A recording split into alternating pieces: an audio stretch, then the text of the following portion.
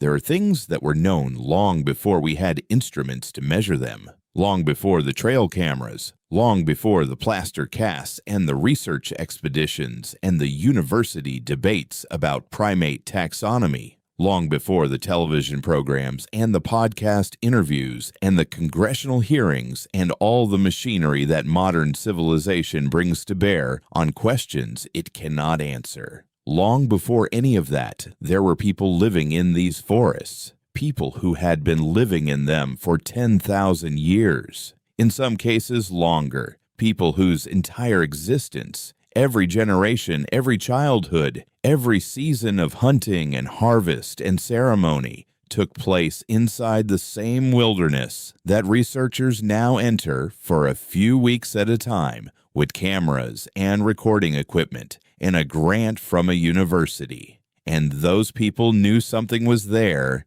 They did not call it Bigfoot. That word came from a newspaper headline in 1958 when a construction worker in Northern California found large tracks near road crews equipment and told a reporter about it. The reporter needed a name. He used that one. It stuck in the way that simple, slightly ridiculous names sometimes stick, not because they are accurate, but because they are easy to say and hard to forget. But the beings described in the oral traditions of North American indigenous peoples, the beings that matched in size and behavior and effect on the people who encountered them, what we now call Bigfoot, those beings had names. Names that were spoken carefully in specific contexts, with specific protocols around when and how you referred to them. Names that carried weight. Names that had been in use for so long that no living person could say when they were first spoken. That detail alone is worth sitting with for a moment. You do not develop speech protocols around something that doesn't exist. You do not pass down generation after generation across thousands of years detailed observational accounts of a creature's behavior, its smell, its effect on animals, its relationship to certain kinds of terrain, if that creature is a myth invented to frighten children. The oral traditions of North America are not campfire stories. They are knowledge systems. They encode empirical observation accumulated over centuries. They have been treated by Western science as folklore, as superstition, as the kind of thing that unsophisticated people believe before they have access to proper scientific education.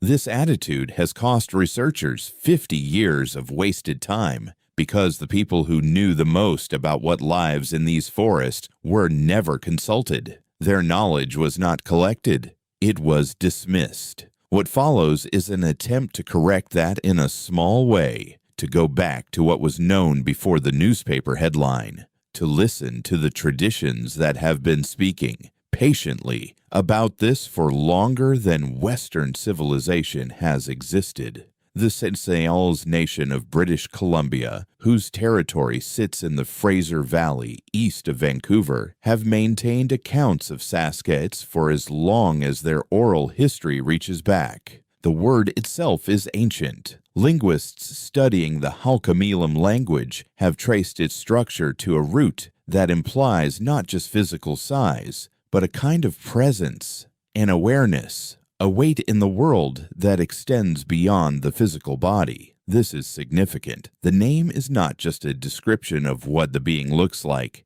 It encodes something about what the being is, what it does to the space around it, how it registers in human perception. Elder accounts describe Sasq'ets as a being that lives at the boundary between the human world and the world that exists alongside it, not in it. Alongside it. It is seen most often at the edges of things, the tree line where forest meets meadow, the riverbank where land meets water, the ridge at dusk where light meets darkness, the places where one kind of landscape transitions into another. This is not coincidence. In the cosmology of many Pacific Northwest nations, boundaries between landscapes are understood as boundaries between states of existence. The place where the forest meets the water is not simply a geographic feature, it is a threshold, a place where the membrane between one reality and another is thinner than it is elsewhere. Sasq'ets lives at thresholds. This understanding shapes everything about how the Sts'ailes relate to the being. When it is seen near a village, the elders do not send hunters after it. They do not organize a search party. They ask what has fallen out of balance. They look inward before they look outward. One elder, speaking to a researcher in the 1990s, described an encounter that had taken place in her grandmother's time. A man working alone on the river had seen a large figure watching him from the opposite bank. It stood there for a long time, long enough that he had no doubt about what he was seeing. Then it turned and walked into the forest and was gone. He came back to the village and told the elder of his time. The elder asked him, "What were you doing when it appeared? What were you thinking about? What had you neglected?" The man thought about it. He had been angry at a relative for several weeks and had refused to speak to him. He had been carrying that refusal, hardening it, letting it calcify into something permanent. The elder nodded. He went home and reconciled with his relative. He never saw the being again. To a Western listener, this sounds like a morality tale, a story invented to teach a lesson about forgiveness. But that is not how the Sts'ailes understand it. They understand it as a record of how the world works, of what Sasq'ets is, and what its presence means. The being is not a moral enforcer, it is an indicator, a living signal in a world full of signals, if you know how to read them. 2,000 miles to the southeast, in the territory of the Lakota people of the Great Plains, a different name carries a similar weight. Chiye-tanka, the big man. The Lakota cosmology is among the most thoroughly documented of any indigenous tradition in North America, in part because of the work of scholars like Vine Deloria Jr., who spent decades arguing, with considerable patience and some frustration, that Western science was systematically ignoring indigenous knowledge systems that contained empirically valid observations about the natural and non-natural world. Deloria was not a mystic. He was a lawyer and a scholar, trained in the Western academic tradition, deeply familiar with how that tradition evaluated evidence. His argument was not that indigenous knowledge was beyond rational examination. His argument was that it had not been rationally examined, that it had been dismissed on cultural grounds before any serious attempt was made to evaluate what it actually contained. He wrote about Chiye-tanka with characteristic directness. The being, he noted, appears consistently in Lakota accounts across centuries. It is encountered in the wilderness, particularly in remote areas away from human settlement. It is large. It is bipedal. It is aware of human observers in a way that suggests intelligence far beyond that of any known animal. But what Deloria found most significant was the context in which Chiye-tanka appears in the tradition. It is not a creature to be hunted. It is not a monster to be feared in the way that Western horror traditions understand monsters. It is, in the deepest sense of the Lakota framework, a relative. That word carries enormous weight in Lakota thought. All of Lakota spiritual practice is organized around the concept of mitakuye o yasing, a phrase usually translated as all my relations, but meaning something closer to the acknowledgement that all living things, and many things Western science does not classify as living, are connected in a web of kinship that carries obligations. Relative does not mean friendly. It does not mean safe. It means connected, part of the same web. deserving of the same fundamental acknowledgement you would extend to any being that shares the world with you.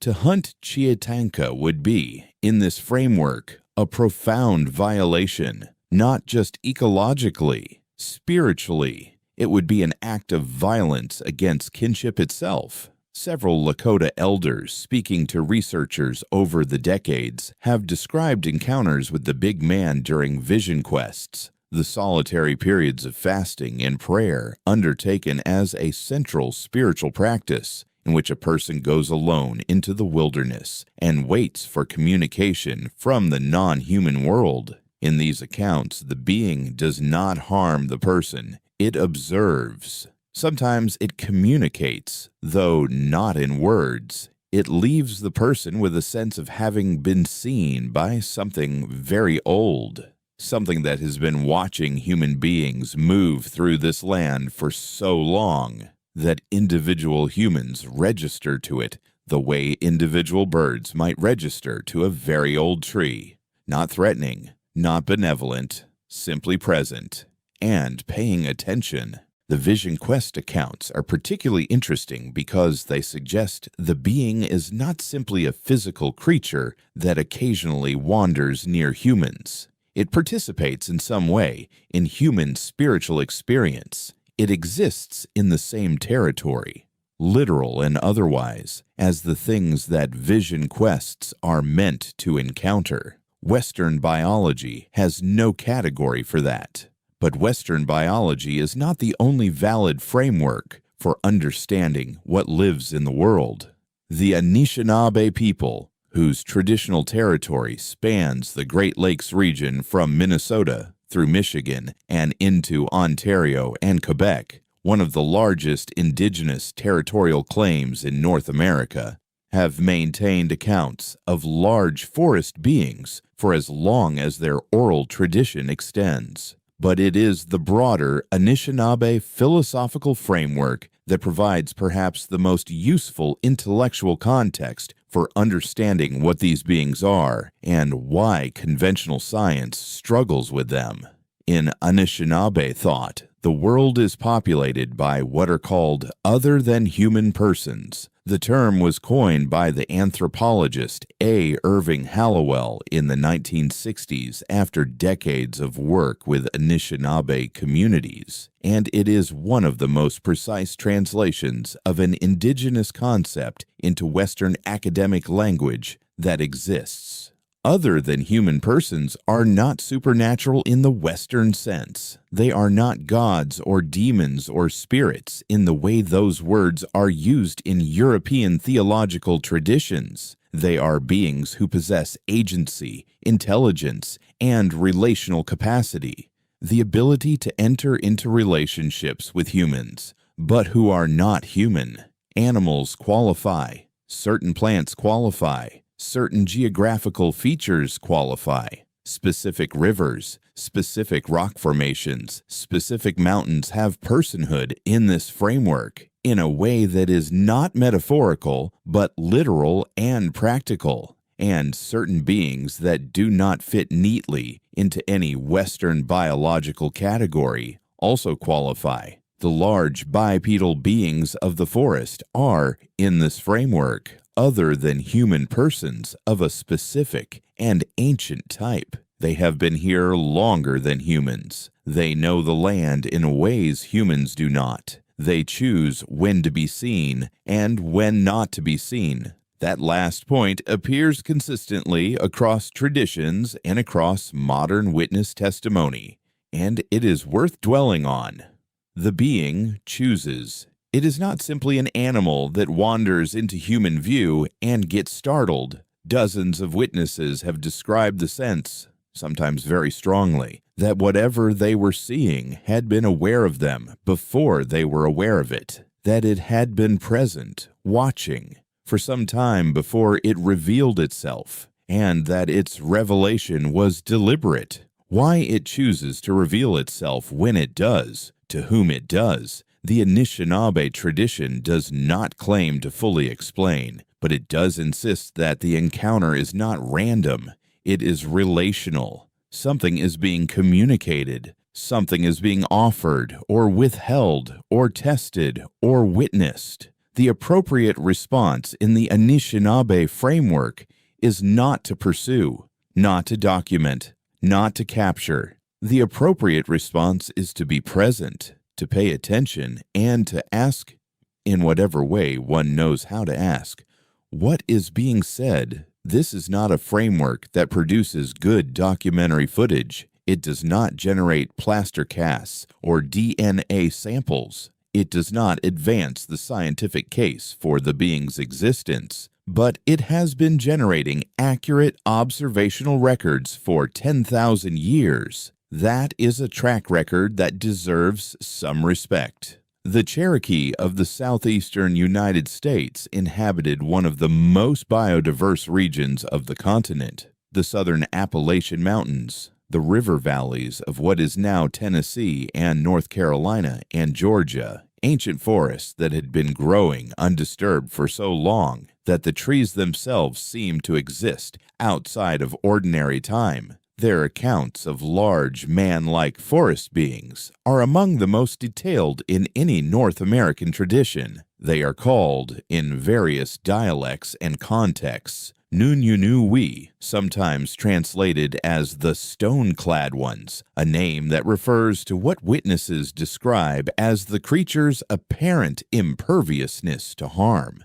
The accounts describe beings that are difficult to injure, that move silently through terrain that should make silence impossible, that leave no trail in conditions where a trail should be unavoidable. These details, the silence, the tracelessness, the apparent resistance to physical harm, appear in modern witness reports from people who have never heard of Cherokee tradition, people living in Washington State or Minnesota or British Columbia, who encountered something in the forest and tried to describe it to an investigator. They use the same words: impossible silence, no tracks where there should have been tracks, rounds fired at close range that seemed to have no effect.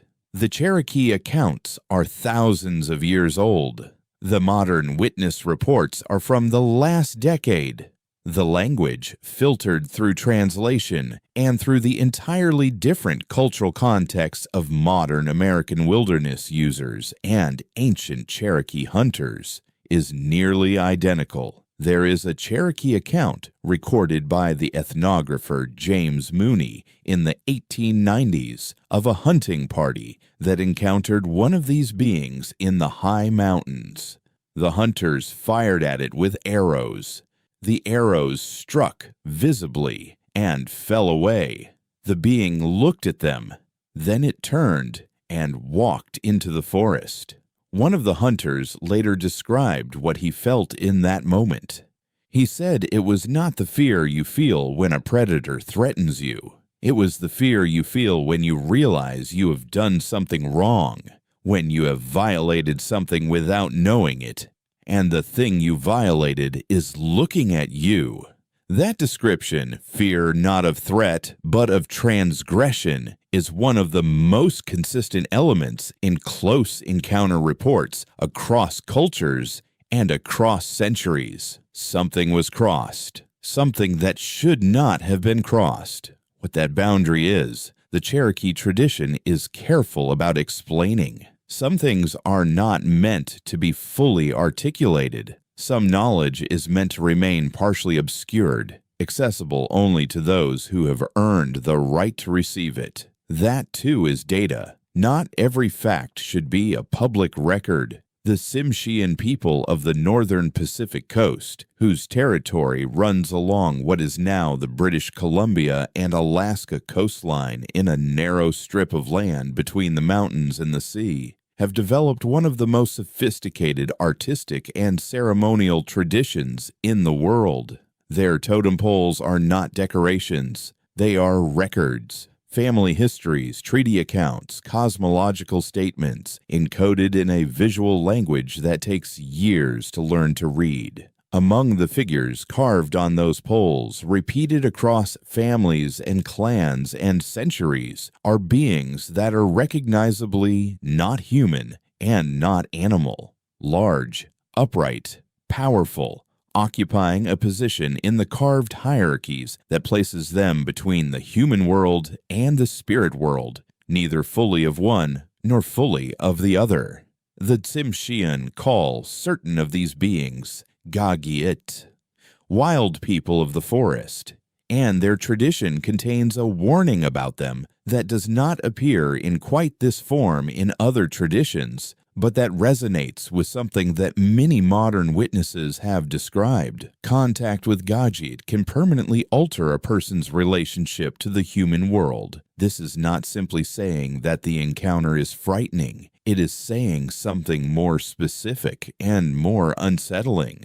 It is saying that a person who has seen one of these beings has in some fundamental way been changed. They have been seen by something that exists outside the normal boundaries of human experience, and being seen by it changes what you are. Some people, the Tsimshian accounts say, never fully return from that seeing. They live the rest of their lives partly somewhere else, not insane, not traumatized in the clinical sense, but altered, shifted, as if the encounter moved them slightly sideways from the world they had inhabited before. Researchers who have interviewed witnesses extensively, people who have spent years collecting accounts, note a consistent pattern among those who have had close encounters. Many of them describe a lasting sense of being watched, even years after the encounter, even in places far from where it happened. Many describe a shift in their understanding of what the wilderness is.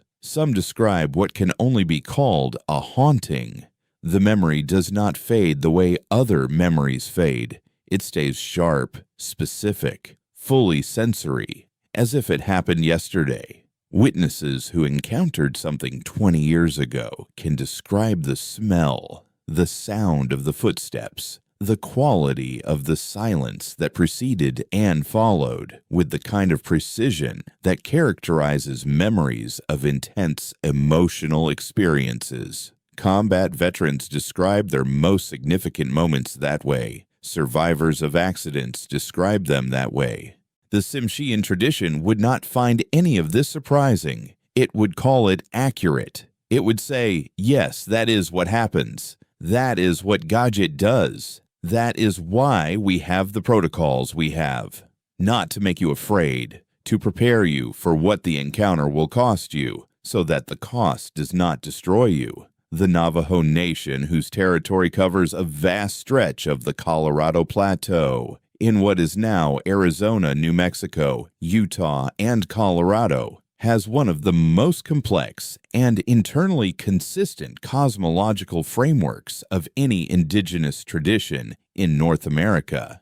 It is also one of the most demanding to engage with honestly, because the Navajo framework requires accepting that the categories Western science uses to organize reality, natural and supernatural, physical and spiritual, real and imagined, are not the only possible categories, and may not be the most accurate ones. Within the Navajo framework, the concept of Hozu is central to everything. Hozu is usually translated as beauty or harmony, but those translations are inadequate. Hozu is better understood as the right ordering of all things, the state in which every element of existence is in its correct relationship to every other element, in which the seen and unseen worlds are in balance, in which human beings are living in right relationship to the land, to each other, to the non-human persons around them,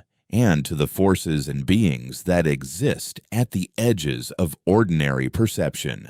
Hozu is not a passive state. It is something that must be actively maintained. It can be disrupted. Illness, misfortune, conflict, ecological damage, the kind of careless exploitation of the land that has characterized Western settlement of North America. All of these are understood as symptoms of disrupted Hozu. The traditional healing ceremonies of the Navajo are not metaphorical. They are not symbolic gestures toward psychological wellness. They are understood as literally restoring the correct ordering of the world, as bringing reality back into alignment.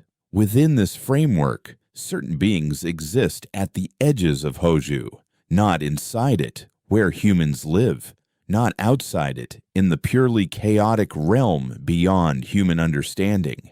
At the edges, in the liminal zone where balance and imbalance meet. When these beings appear near human communities, something has already gone wrong. Their presence is not the problem, it is the symptom, the indicator, the signal that Hozo has been disrupted somewhere nearby. Navajo elders interviewed by researchers over the decades have been remarkably consistent on this point. The large beings of the wilderness are real. They have always been real. Their reality is not in question. What is in question is what their presence means, and the answer to that question is always the same. Something is out of balance. Pay attention to what?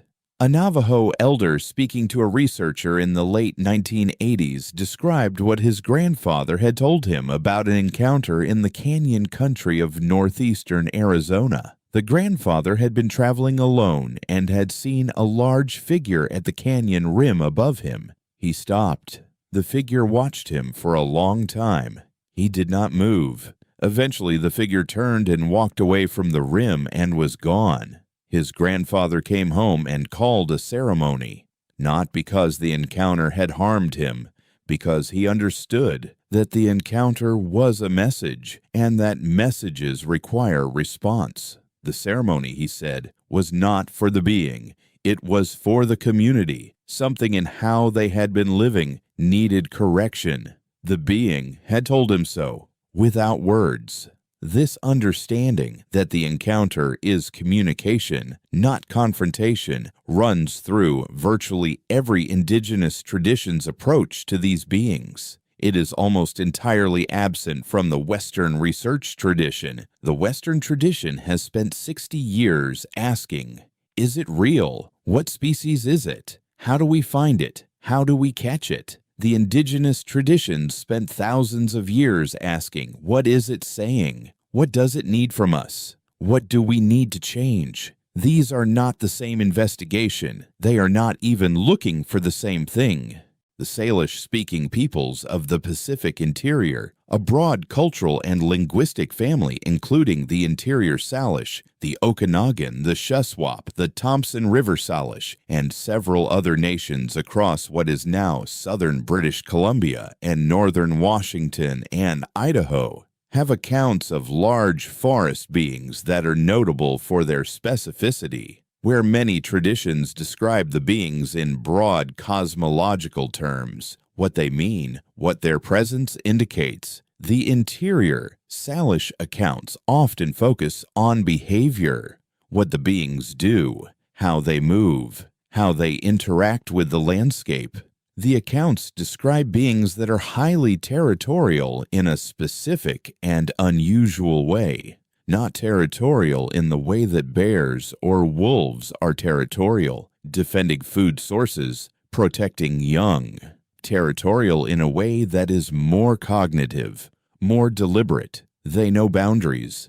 They know which valleys are theirs and which are not. They know where human trails run, and they know the schedules of the people who use them. Several accounts describe what can only be called monitoring behavior. The beings are seen repeatedly at specific overlooks above human travel corridors, not crossing the corridors, not approaching them, watching, recording, in some sense, the movement of human beings through their territory. Modern researchers working in areas with high encounter frequency have noted similar patterns. Witnesses who travel the same trail regularly sometimes report seeing what they describe as the same individual, identified by size, by gait, by a particular way of standing, at the same location, at roughly the same time of day, over extended periods. Not every trip. Not predictably enough to plan around, but consistently enough to suggest a pattern.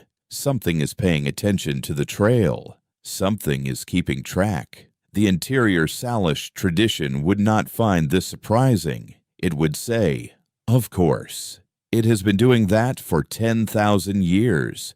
You are the newcomers here. You have been using this trail for what, a generation?" 2. The being at that overlook has been watching this corridor since before your great-great-grandparents were born. You are not the observer in this relationship. You never were.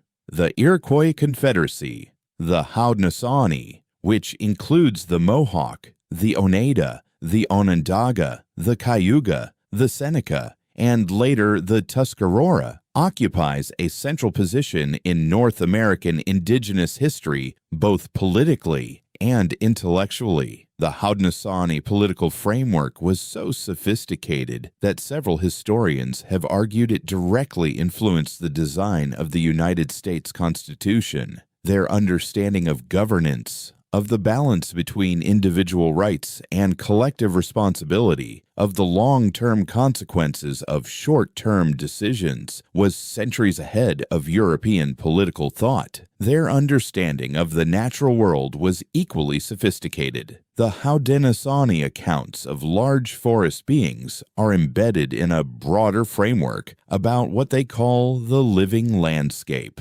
The understanding that the natural world is not a backdrop for human activity, but a society in its own right, a society with its own governance, its own relationships, its own forms of communication, its own understanding of what humans are and what role humans play in the larger order of things.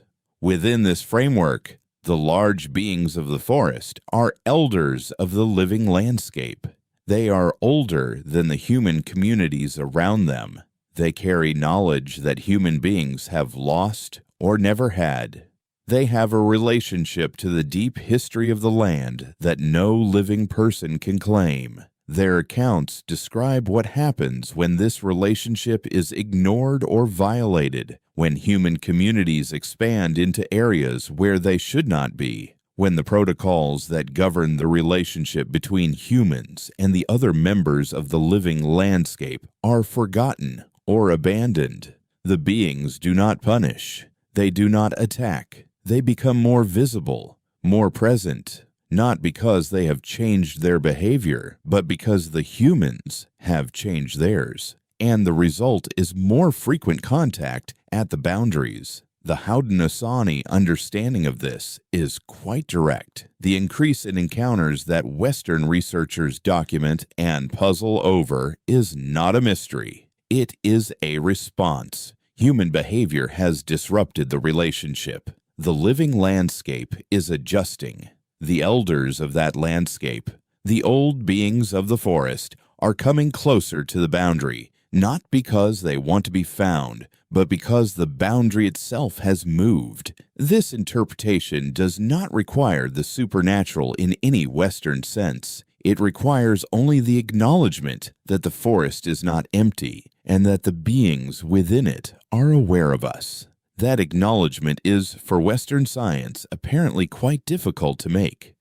The Cree people, whose territory spans an enormous swath of northern Canada from Quebec to Alberta, have some of the most detailed behavioral accounts of any tradition. The Cree were, for centuries, among the most skilled hunters and wilderness travelers on the continent. Their survival depended on extremely accurate observation of animal behavior, terrain, weather, and the non-physical dimensions of the landscape that Western science would classify as spiritual, but that the Cree understood as simply real. Their accounts of large forest beings are notable for a detail that appears only occasionally in other traditions, but that resonates powerfully with certain categories of modern witness report. The beings in several Cree accounts are described as capable of affecting human perception directly, not through physical means, through something else, a quality of their presence that alters what the humans nearby can perceive,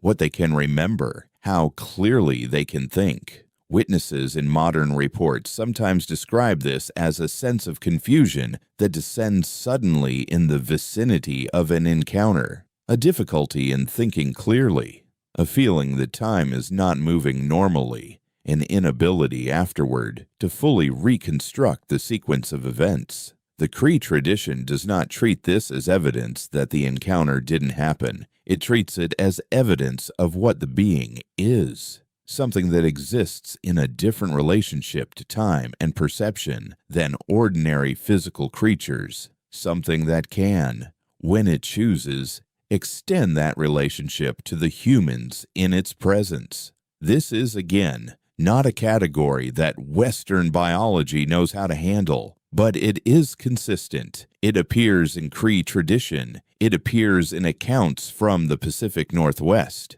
It appears in modern witness testimony from people who have never heard of Cree tradition or any other indigenous framework. It appears because it is part of the actual phenomenology of these encounters.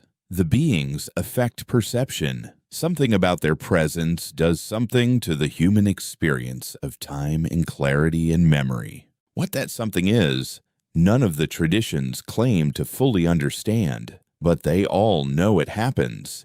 They have known it for centuries, and they incorporated that knowledge into their protocols around encounter. Be careful, be present.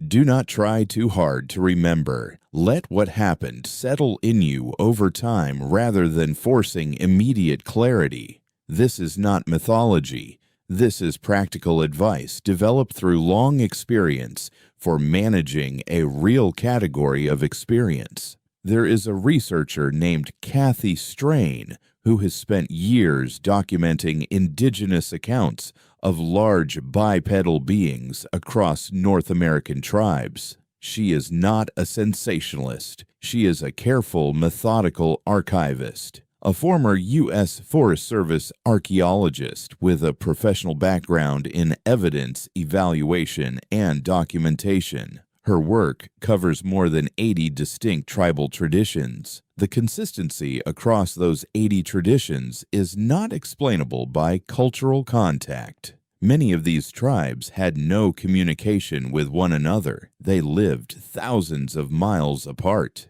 They spoke mutually unintelligible languages. Their cosmological systems differed in fundamental ways, organized around different principles, pointing toward different ultimate realities. And yet they all described the same being, the same size range, consistently larger than any known primate, consistently bipedal, consistently capable of movement that human beings describe as too fast or too silent for the physical mass involved. The same smell, a distinctive, overwhelming odor described across traditions and modern reports in remarkably consistent terms.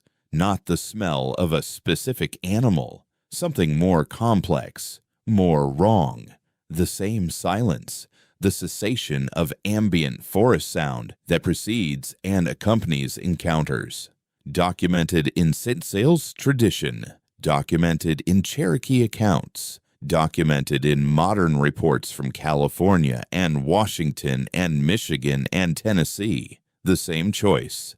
The sense that the being controls when it is seen, that it has been present before the encounter begins and will be present after it ends, that the moment of visibility is a decision, not an accident. The same effect on the person who sees it, not simple fear, something more complex, something that takes years to fully metabolize, something that shifts permanently the person's sense of what the wilderness is and what it contains. Strain's conclusion, stated carefully and without sensationalism, is that the most parsimonious explanation for this cross-cultural consistency is that all of these traditions are describing something real that they actually encountered, not a shared myth, not a cultural archetype that spread through ancient contact, not a universal symbol from the collective unconscious.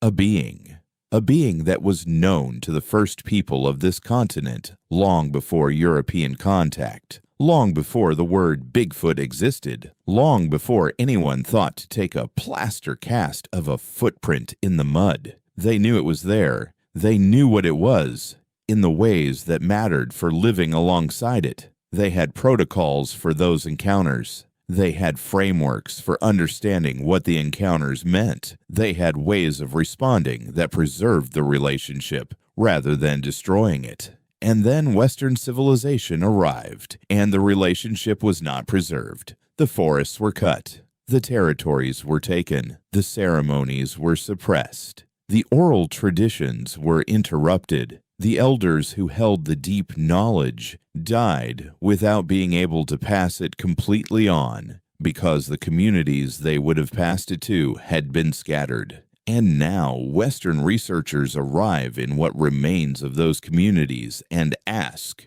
"What do you know about Bigfoot?" The elders who respond to that question with patience and generosity are providing something they had no obligation to provide to people from a civilization that spent 2 centuries trying to erase everything those elders know. That patience deserves acknowledgement. That generosity deserves something more than footnotes. What gets lost in the mainstream Bigfoot conversation, the debate about hoaxes and footprints, and whether the Patterson film is real, the arguments about whether an unknown great ape could survive undetected in North American forests, is this entire context. The question of existence has already been answered, in a sense. It was answered thousands of years ago by the people who were there, who built their entire understanding of the landscape around the presence of these beings, who developed detailed behavioral protocols for encounters with them, who encoded their presence in language and ceremony and art and governance in ways that do not survive if the thing being encoded does not exist. The more interesting questions, the ones that Western research has not yet learned to ask, the ones that the traditions have always understood to be the real questions, are different.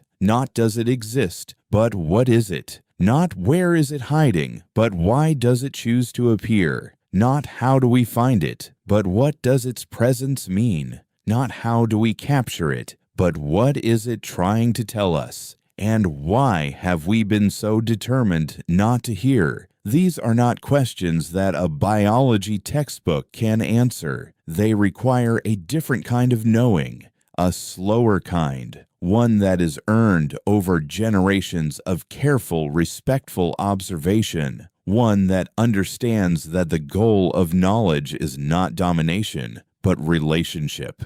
The traditions have that knowledge. They have always had it. They offered it in various forms to the Western researchers who came to their communities asking about the forest beings. Most of those researchers took what they could use to advance their argument about physical evidence and discarded the rest as superstition. What was discarded was the part that mattered. The forest beings are real. The traditions know this. They have always known this. The evidence they offer for this knowledge is not a footprint or a film. It is the entire fabric of their relationship to the land over thousands of years. It is the accumulated weight of every encounter, every protocol, every ceremony, every name spoken carefully in the right context. That evidence will never satisfy a scientist who has decided in advance what counts as evidence. But it was never meant for that scientist. It was meant for the people living in those forests, the people who needed to know in order to live well alongside something ancient and present and real. The forest tonight is the same forest it has always been. The same trees, the same darkness between them, the same rivers moving through the same valleys they have moved through for 10,000 years. The same silence that descends sometimes without warning, without meteorological explanation, without any cause that a ranger or a biologist or a researcher with a clipboard could point to. The same something perhaps, standing just beyond what the eye can reach, at the tree line, at the threshold, where one kind of world ends and another begins. Patient, unhurried, as old as the land itself. The traditions would not find its presence surprising. They would not reach for a camera. They would not run. They would stop and be still and pay attention and ask in whatever way they knew how to ask what was being said, because they knew, because they have always known that it knows you are there. It has always known. The only question has ever been whether you know it is there and what you plan to do about that.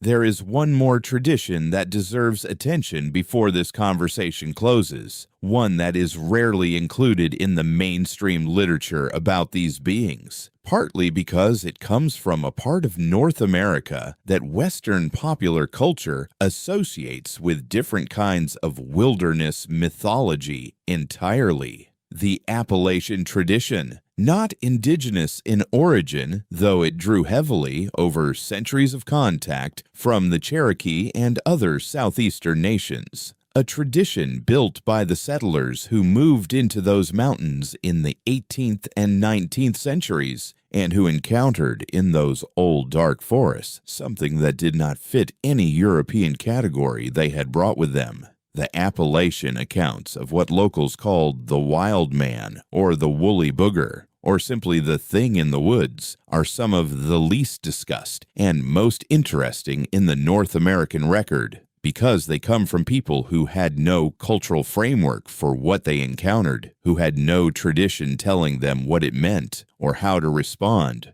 who simply encountered something and tried to make sense of it with the tools they had. And what they produced over generations is surprisingly consistent with the indigenous accounts that preceded them. The Appalachian folk tradition does not treat the forest beings as monsters. It treats them as neighbors, difficult neighbors, unpredictable neighbors, neighbors you do not go looking for and do not deliberately provoke, but neighbors, part of the landscape, known. Old-timers in those mountains, speaking to folklorists in the early 20th century, described protocols that were remarkably similar to the indigenous ones. You do not whistle in the deep woods at night. You do not mock anything you cannot see. You do not claim the forest is yours.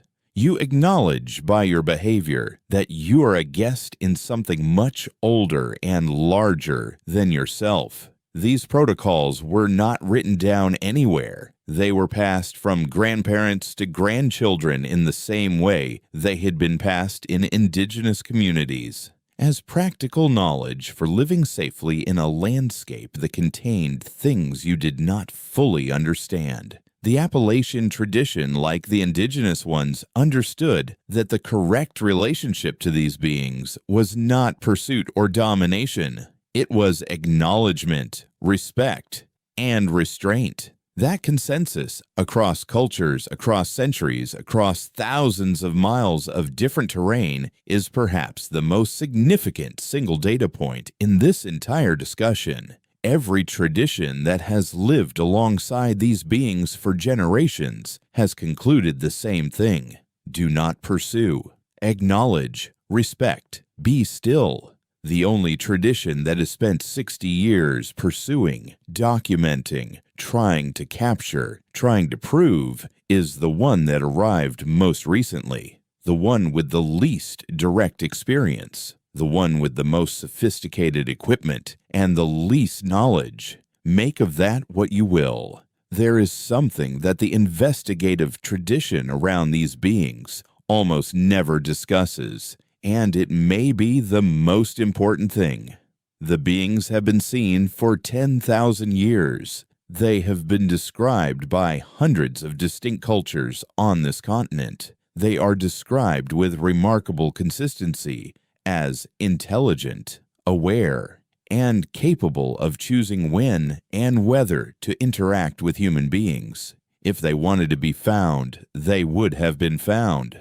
This is not a small point. An animal that is present in significant numbers across a continent that has been leaving physical traces, footprints, tree structures, vocalizations, for as long as human beings have been recording such things. that has been seen by tens of thousands of witnesses across recorded history, and that has nevertheless never been definitively documented by Western science, is not simply hiding well. Something else is happening. The indigenous traditions understand this. They do not frame it as a mystery to be solved. They frame it as a fact to be respected. The beings exist in a relationship to human perception and to physical reality that is different from the relationship of ordinary animals. They are present when they choose to be present. They are absent when they choose to be absent. The boundary between those two states is under their control, not ours. This is why trail cameras in high encounter areas frequently capture nothing. This is why search parties organized after sightings find no tracks. This is why the most sophisticated acoustic monitoring equipment deployed in wilderness areas with documented vocal phenomena record silence. The equipment is real. The protocols are sound. The absence of evidence is not a failure of the research. It is the being exercising the same capacity it has always exercised, the choosing. Western science does not have a framework for an animal that can choose not to be detected by instruments, but several indigenous traditions have been describing exactly that capacity for centuries, not as a supernatural ability, as a natural one, a feature of what the being is. Something that exists, at least partially, outside the physical parameters that our instruments are designed to measure, will not be found by those instruments. This is not mysticism, it is basic epistemology. You cannot find what your tools are not designed to find, no matter how good the tools are. The traditions understood this.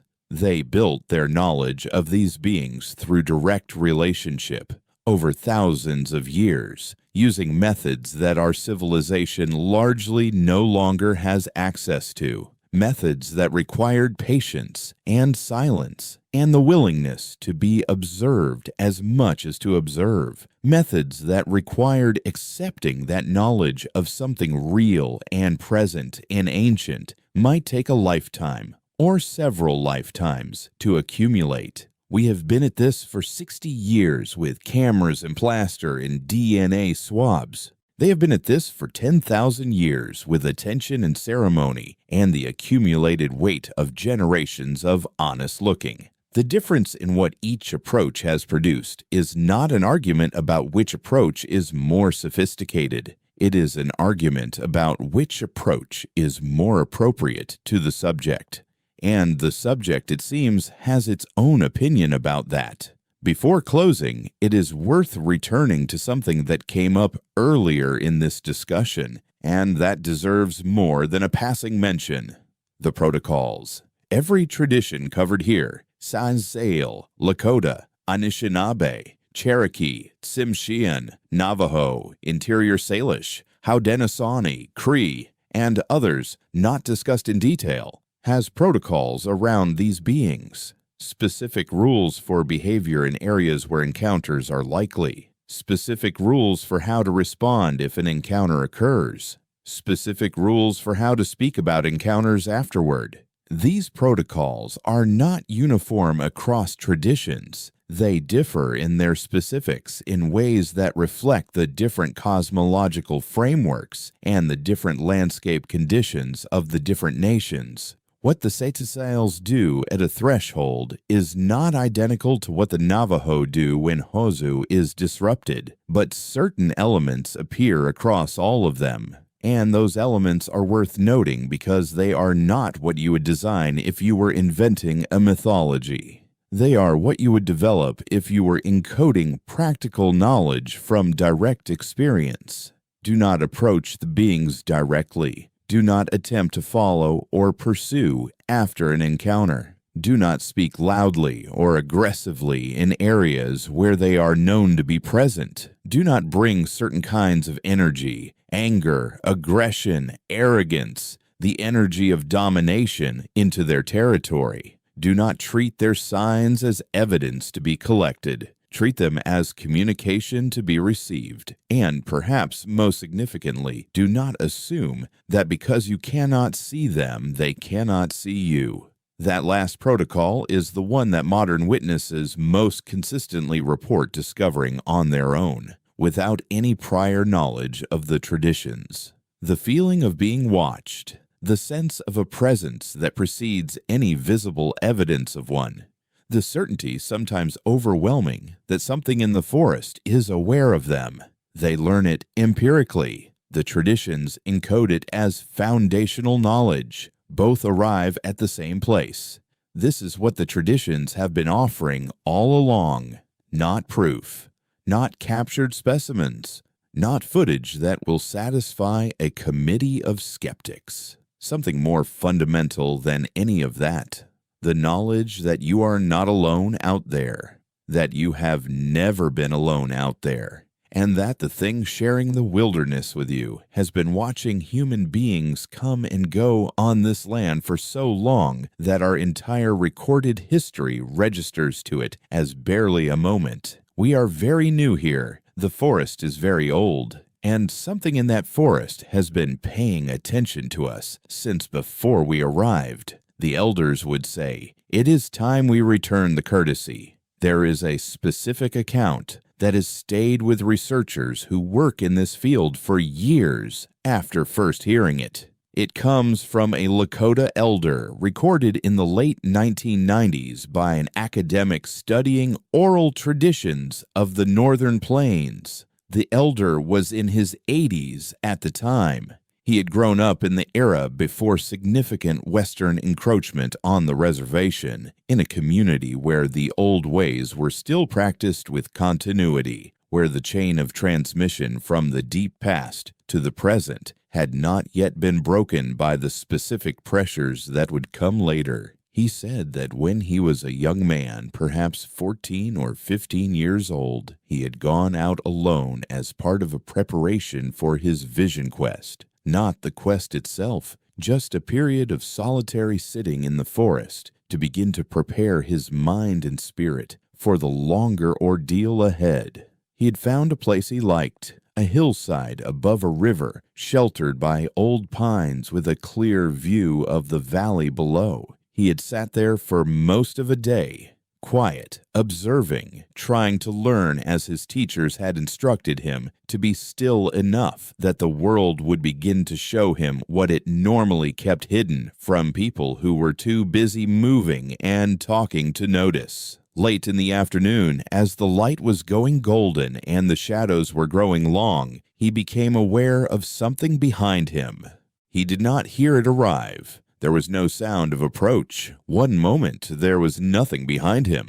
The next moment there was presence. Heavy, specific presence. The kind you feel in your body before your mind has processed it. He did not turn. His training had prepared him for this, at least partially. He had been told that there were moments in the forest when turning to look directly at something was the wrong response, when the correct response was to remain still and let the thing reveal itself, or not, on its own terms. So he remained still, and the presence remained behind him. For how long, he could not say. Time had become unreliable. It might have been 10 minutes. It might have been 2 hours. He genuinely did not know.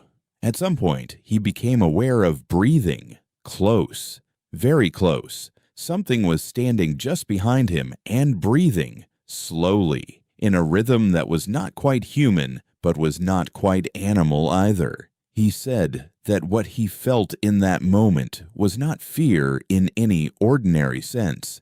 It was more like awe, the feeling of being in the presence of something so much older and more knowing than yourself that your own existence temporarily loses its ordinariness. You become aware suddenly of how small and new and unfinished you are. Then the breathing stopped. He waited a long time. Then he turned. There was nothing there, but in the soft earth behind where he had been sitting, there were 2 impressions, deep, clear, unmistakable. The front half of 2 very large feet, Whatever had been standing there had been standing on the balls of its feet, leaning forward slightly, looking at the back of his head. He sat with those impressions for a long time.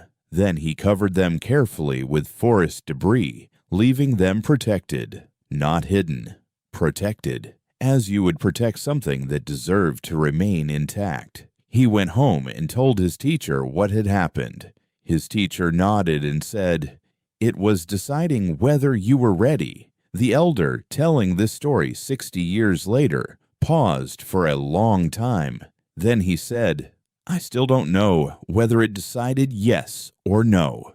I've been wondering about that my whole life." He smiled slightly when he said it, not a smile of uncertainty, a smile of someone who has made peace with not knowing everything, who has learned over a long life that some questions are not answered, but simply carried. That quality, the willingness to carry a question without forcing it to an answer, is perhaps the deepest thing the traditions offer. Western culture is very bad at carrying questions. It wants resolution. It wants the footage that settles the debate, the specimen that ends the argument, the evidence that converts the skeptics. The traditions have been carrying these questions for 10,000 years and have not broken under the weight of them. They have built entire cosmological frameworks, entire systems of ceremony and relationship around the questions themselves, around the fact of not knowing everything about what shares this world with them. That is not ignorance. That is wisdom of a particular and very difficult kind. The willingness to know that something is real without needing to possess it, without needing to pin it down and label it and file it away, without needing ultimately to win. Something is in those forests. It has always been in those forests. The people who know it best have never tried to catch it. They have tried, instead, to be worthy of its presence. That may be the oldest and most honest thing that has ever been said about what lives in the wilderness, and it may be the closest any of us will ever get to understanding it.